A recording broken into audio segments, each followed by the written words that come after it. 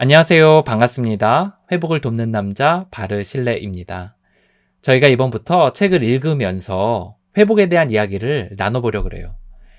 책을 읽을 때 마음이 뜨거워질 때가 있거든요. 언제냐? 회복하는 사람들과 나누고 싶은 구절을 발견했을 때 저는 보통 그렇더라고요. 언젠가 책을 통해 회복 이야기를 나누면 좋겠다 생각을 했어요. 그러다가 최근에 파친코라는 양서를 읽을 기회가 생겼습니다. 정말 재밌더라고요. 이번에 이 책으로 회복에 대한 이야기를 해보자 싶어 마이크를 켰습니다. 나누는 방식은 간단한 줄거리 나누고 인용구를 나누고 거기서 느낀 점을 나누겠습니다. 오늘 한 부분을 나눠보려고 합니다. 먼저 전체 앞부분 줄거리를 소개해 드릴게요. 훈이라는 장애인이 있어요. 윗입술이 갈라지고 다리를 저는 남자입니다. 워낙 성실해서 사람들이 다 좋아했어요. 그런 훈이 결혼을 합니다. 아내 이름은 양진이에요. 그리고 그 둘 사이에 선자라는 딸아이가 태어납니다. 배경인물을 기억하시겠어요? 훈이, 양진, 그리고 딸, 선자. 시대 배경은 일본에게 통치권을 빼앗긴 1900년대 초중기입니다. 특별히 소설 앞부분은 중일 전쟁에 대한 이야기가 나오니까 1930년대 아닌가 싶습니다. 훈이와 양진은 하숙집을 운영합니다.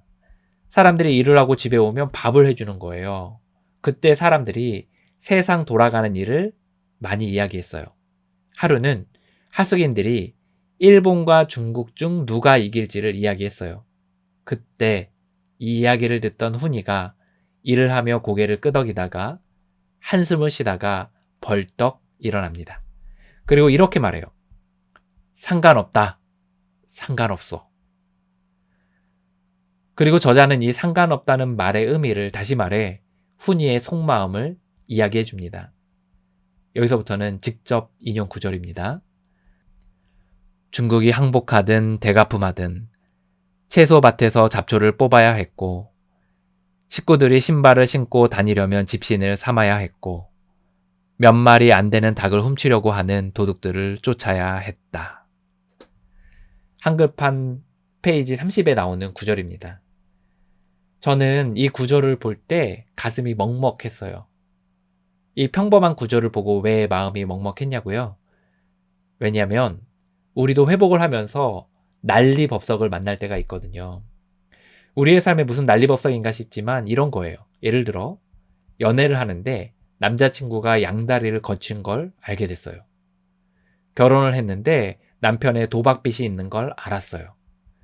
자녀가 사춘기를 호되게 보내 집안 분위기가 쑥대밭이에요. 취업을 했는데 부당하게 잘리기도 하고요. 사업장이 말도 안 되게 장사가 안 될 때도 있어요. 우리 중독자들, 가족들, 성인 아이들에게 고통스러운 건 재발일 거예요. 중독의 재발, 가족을 감시하고 의심하는 것에 대한 재발, 우울과 무기력의 재발. 우리는 삶의 이런 난리법석 속에 흔히 하는 반응이 뭘까요? 여러분은 이런 난리법석을 만나면 어떻게 하실 것 같으세요? 대부분요, 일상을 멈춰 세웁니다. 밥을 안 먹고요. 잠을 안 자고요. 학교를 안 가고요. 직장을 휴직합니다. 돈 버는데도 관심을 끊습니다. 이미 했던 봉사와 사람 만나는 약속도 임박해서 취소하곤 합니다. 한순간에 멈춰 세우는 거예요. 오랜 회복의 경험을 토대로 얻은 교훈이 있어요. 뭐냐면 이거예요. 아무리 힘들어도 일상은 계속되어야 합니다. 다시요. 아무리 힘들어도 일상은 계속되어야 합니다. 당장 힘들다고 일상을 멈춰 세우면 그 일상이 문제가 됩니다. 그리고 얼마 안가 내 삶을 위협하더라고요. 밥을 안 먹으면 건강이 안 좋아지고요. 잠을 안 자면 잠을 안 자서 오는 스트레스를 받고요. 학교, 직장을 안 가면 다시 가는 데까지 꽤 오랜 시간이 걸리더라고요. 돈을 안 벌면 돈이 없고요. 약속된 봉사와 모임, 사람 만나는 일정을 급하게 깨면 사랑하던 관계를 한순간에 날려버리기도 합니다. 특히 중독자분들, 재발하실 때 있죠. 일상은 계속되어야 해요.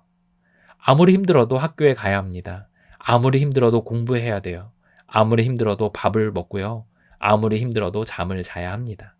아무리 힘들어도 일상의 수레바퀴를 굴려가야 숙취가 가시고 나서 부드럽게 다시 삶으로 돌아올 수 있습니다. 저보다 나이가 10살은 많으신 멘토가 있었는데요. 제가 열심히 일상을 살아가다가 재발을 할 때가 있어요. 그러면 종종 일상을 멈추고 싶은 생각이 들 때가 있거든요. 다 그만하고 싶은 거예요. 삶 자체를 포기하고 싶은 거예요. 그럴 때 이 멘토에게 전화하면 종종 이런 이야기를 하셨어요. 밥은 드셨어요? 잠은 주무셨어요? 따스한 밥 먹고 오늘 밤 잠도 푹 주무세요. 저는 그 말이 이렇게 다가왔어요. 선생님, 아무리 힘들어도요, 일상을 살아내셔야 해요.